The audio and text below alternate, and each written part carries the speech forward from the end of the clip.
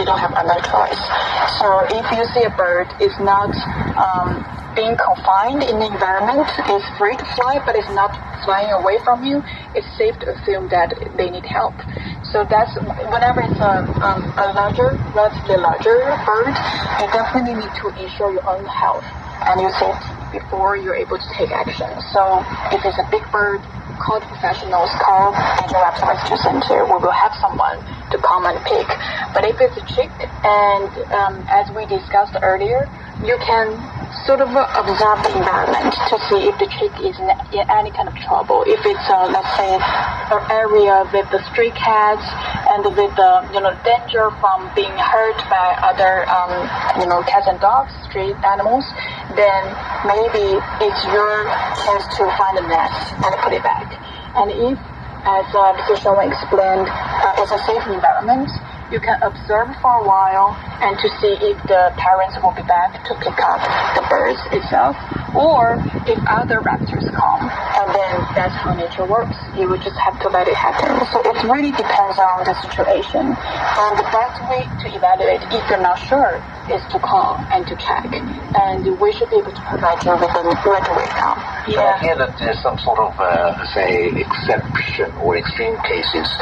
If it's a kind of animal species that face extinction, then some extra help will be necessary. Is that right? Depends on what kind of extra help we're referring to here. And for us, of course, all the raptors are state class 1 or class 2 protected species, so each of them are endangered in different ways. And also, especially when they're chicks, it's a bit difficult to tell what exactly species it is. So as long as it's not that hard to tell if a bird is a common, like a sparrow, or a very common bird, or it's a raptor. So whenever it's a raptor, what I recommend is that you check to make sure you're doing the right thing. Great. I have an interesting story because it was similar with the elephant story. In Fangshan district, half a year ago, in wintertime, there were a couple of golden hours making a net on the mountain top because they find special food for them. A local farmer had a group of sheep. So once in several days, that couple will seize one or maybe two sheep as their food, and the farmer couldn't do anything. But they're not worried because there is compensation from the state or from local governments, whatever, in local agencies. And so we bird watchers, we capture photographers were happy to see this. But this is one side is endangered, the other side is domestic, and then what should we do? Well, it's better to see more and more cases like this. But are you friendly to the sheep itself? Well, that's nature. So we just take pictures. That was an exciting time. So same as the elephants were in Yunnan, traveling around, destroying crops or homes, houses, whatever, those farm views.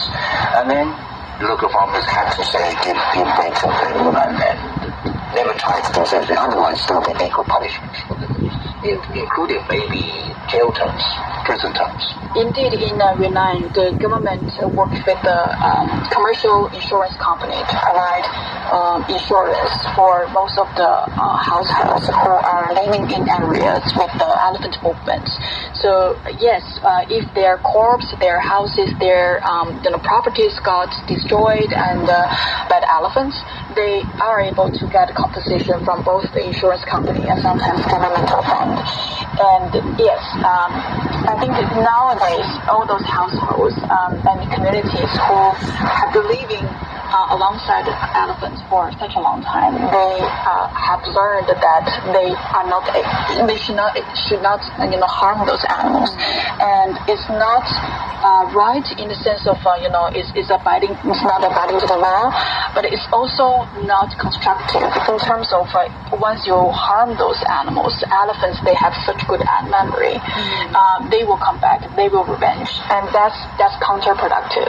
So that they are learning how to live in harmony with the elephants more and more. Sometimes you simply just have to put your hands down and learn and absorb and see how we can coexist with wildlife. And the different experiences of stories of involving swans was a very vivid example. Several decades ago, somebody went to a park in Beijing, killed a swan.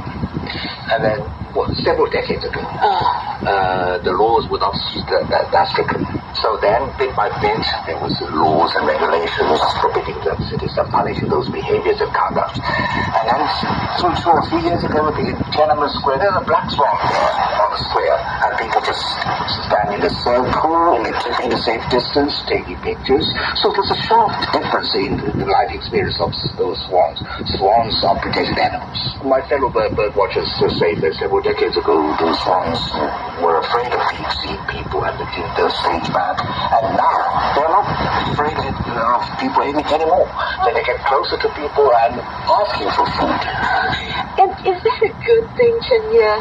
Because, all those measures, extra precaution that people should take that you told us of trying not to imprint in the minds of birds being rescued that humans are friendly, that you can get food from us.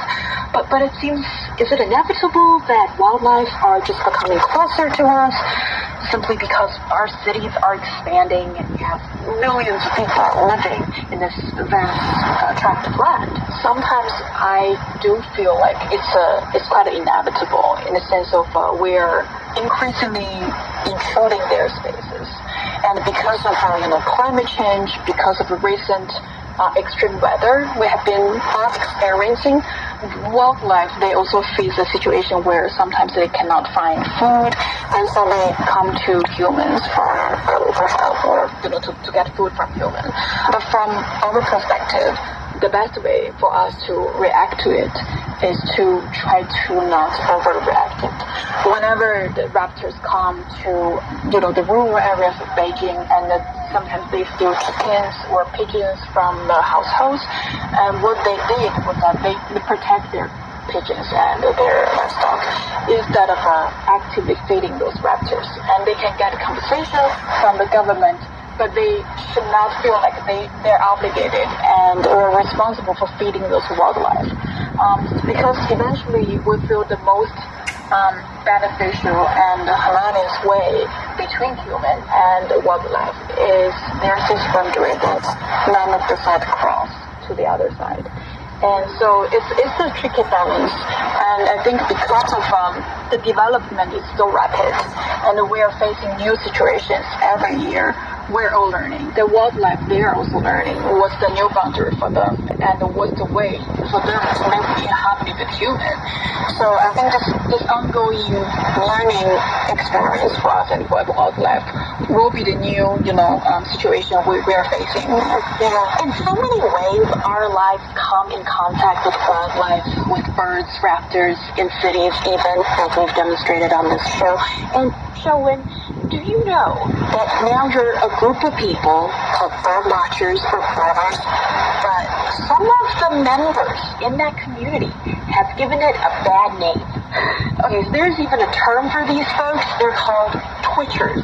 So it's someone who goes to great lengths to view new bird species, whereas most bird watchers will be content with spotting birds on their local hatch or anything they come across while out in a field or on their travels.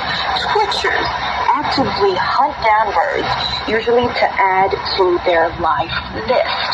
And hunt down as in watching, okay? But there's also one thing that apparently